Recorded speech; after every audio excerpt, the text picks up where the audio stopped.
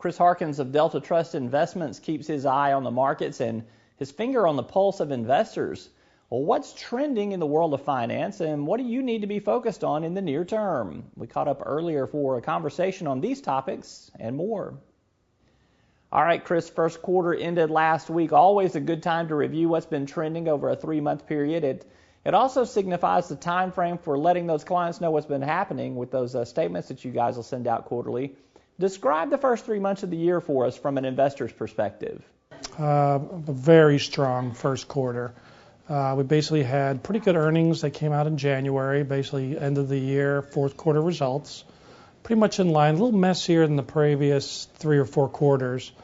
And I think that's really what a lot of people are waiting for, anticipating this next quarter, next couple of weeks, we're going to see the first quarter results. So a little messier. However, the markets are up dramatically. What we saw that was kind of interesting is there was a shift, particularly in March, where there was a movement away from utility stocks and blue chip stocks, a movement into the NASDAQ and also small mid-cap stocks. So it looked like risk was beginning to come back in to play. And I think part of that was just an adjustment in portfolios to bring in some smaller cap, mid-cap, and some more growth stocks, and maybe lighten up a little bit on blue chip and utility stocks. Quarterly earnings are slated to roll out starting next week, Chris. What are your expectations? I think they're going to be a little messier, a little louder. We had a really great 4, 5, 6 quarters in a row. Again, as I mentioned in January, numbers were a little messier. I think they're going to be noisier this quarter. We're already seeing some of the companies are front-running earnings, kind of downplaying and settling down analysts' expectations. The market's going to be really keying on that. We'll start seeing things in the next couple of weeks. So I suspect still pretty good results, but I think there'll be a few more disappointments than we saw the previous quarters. You mentioned the word noisy. What does that mean? What do you mean by the word noisy?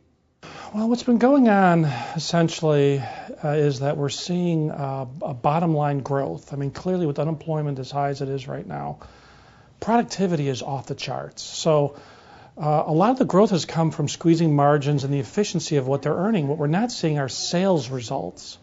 So that's an issue right now. So I think the noisy will be the margins have been squeezed so much we're not really going to see the results as strongly as we did the previous quarters. A noisy being that if they're not making money in the top line sales, a lot of the benefit in the margins have been squeezed out. I think it's the results and the comparisons are going to be a little tougher.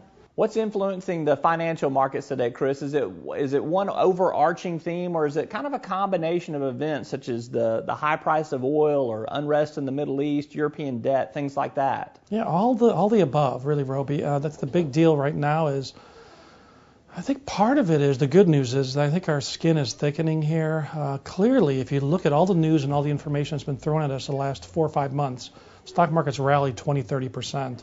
That tells me that maybe, I'm hoping that the markets are looking out 12, 18 months instead of next week's next day.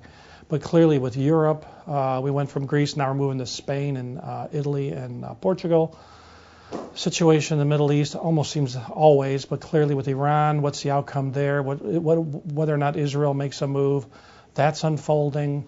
And as you mentioned, the price of oil. Clearly we've seen about a $20, $30 move up in oil since Iran started their saber rattling.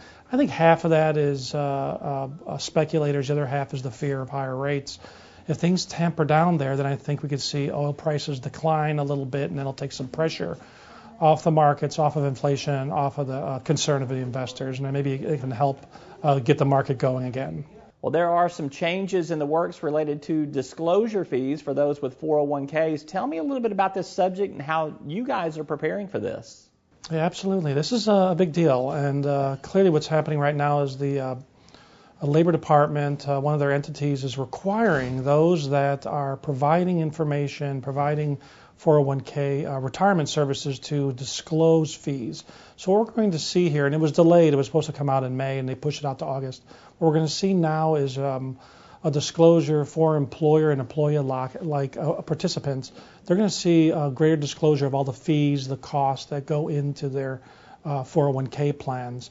So in August, I anticipate the statements that you receive at work will have a disclosure not only of performance, but also of the costs and fees from the internal expenses of the funds you choose, plus the expenses of the plan itself.